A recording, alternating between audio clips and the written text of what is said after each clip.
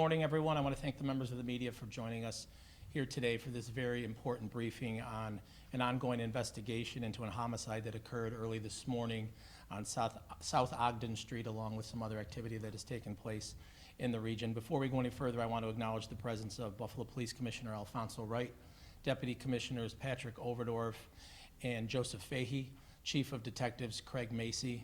I'd also want to thank Lovejoy District Council member and Buffalo Common Council President Brian Bowman for joining us as well, and I'd like to welcome him to the podium to say a few words right now. Thank you, Mayor, and I just wanted to be here to, say that this is, a terrible incident, unfortunate morning, not a normal morning in our community in the Lovejoy District, but I've been working closely with the Buffalo Police Department, and they have been very much on top of this incident. To my knowledge, they're working with multiple different agencies to bring this issue to a resolution. I want to, make sure that the public stays alert, stays aware. If you're seeing something, make sure that you're calling 911, and if you're seeing anything. But we are very much on top of this, and we want to see this come to a successful resolution. Thank you. Thank you, Council President. With that being said, and for some particulars on the situation and what's going on, I'd like to welcome to the podium right now Chief of Detectives Craig Macy. Thank you, sir. Shortly after midnight last night, Buffalo Police responded to a shooting call of a person shot in the 600 block of South Ogden Street in the city of Buffalo. That investigation was quickly turned over to the homicide unit, where a female victim, a 44-year-old female victim, succumbed to her wounds. At about 10 o'clock this morning, we released a Crime Stoppers poster of a person that we believe is a person of interest and is involved in this case, so we would like to ultimately get in touch with him and have him into custody. The female victim ultimately died from her wounds, and that case is ongoing. We currently have multiple agencies. As the Council President said, we have multiple agencies working with us to have this case come to a quick resolution. After that, I'll turn that over to the Mayor for any follow-on questions and or guidance. Yeah, I just want to thank Commissioner Wright, the Deputy Commissioners, and Chief Macy for their quick action, as well as the men and women of the Police Department this morning responding quickly and moving into action. Obviously a horrific incident that took place, and I'm looking to bring this to resolution quickly. So with that, we can open it to any questions. What do we know about the suspect? So the suspect is Ricky Crouch of Buffalo. He was born in 1976. He's a 49-year-old male. He is African American. He is previously in a domestic relationship with the victim, and the information we have received during this investigation lead us to want to talk to him. Well, what can you tell us about the past domestic history with the victim, or just in general with the suspect? Yep, thank you. So there was a incident in May where the suspect was arrested with a handgun during a burglary of the victim's house. He was arrested by Buffalo Police, taken into custody.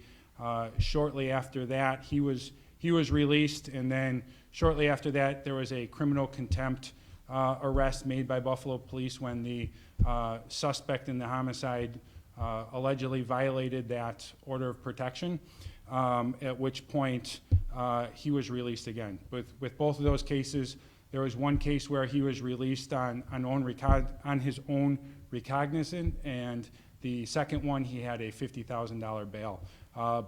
The DA's office requested that he was not released.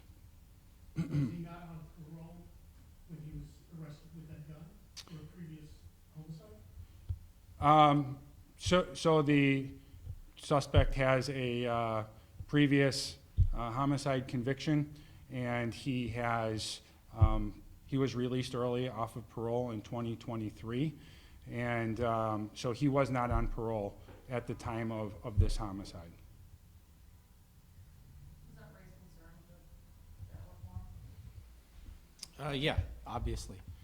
I can tell you this, that for the past 4 or 5 years, I've been very vocal about things that have taken place at the state level when it comes to bail reform. You know, I think none of us can argue that there's adjustments that need to be made to the criminal justice system here in the country, but some of the steps that were taken by the state legislature 4 or 5 years ago have made it very difficult on law enforcement, made a lot of neighborhoods unsafe. This is a gentleman who has a previous homicide conviction, who was paroled early, has an issue from the second week of May, where he was, bail was set, he got out, he violated an order of protection, and was arrested again a couple days later, and was released on his own recognizance. And where you have a district attorney's office that was asking for him because he was obviously seen as a threat to be held, but he wasn't. And I think that's a large problem, and something that I've been very clear about over the course of the past 4 or 5 years, that some of the steps that were taken in 2020, 2021 have to be reversed.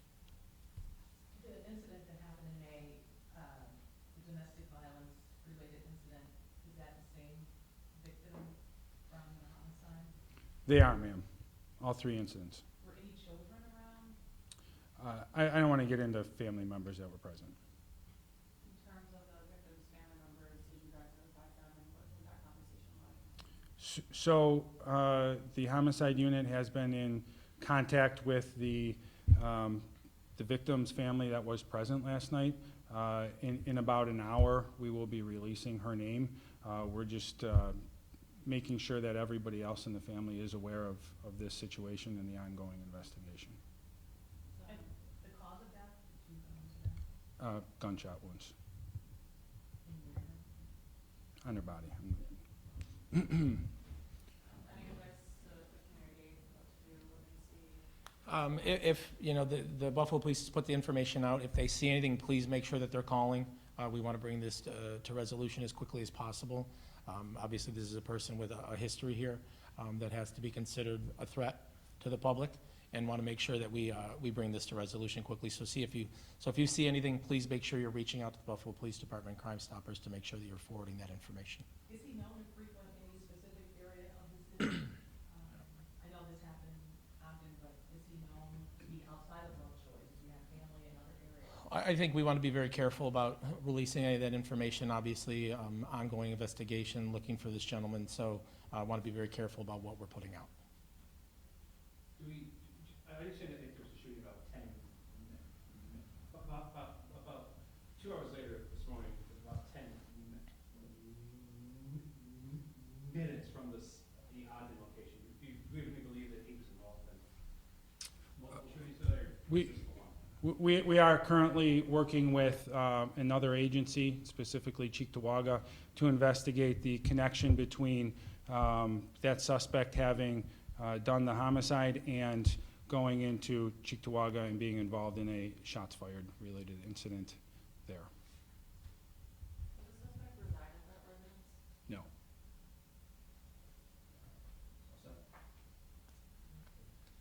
Well, thank you everyone for coming out, and again to the public, if you see anything, please make sure you are reaching out and relaying any information that you see related to the situation that the Buffalo Police has put out this morning. Thank you. Thank you all for coming. Thank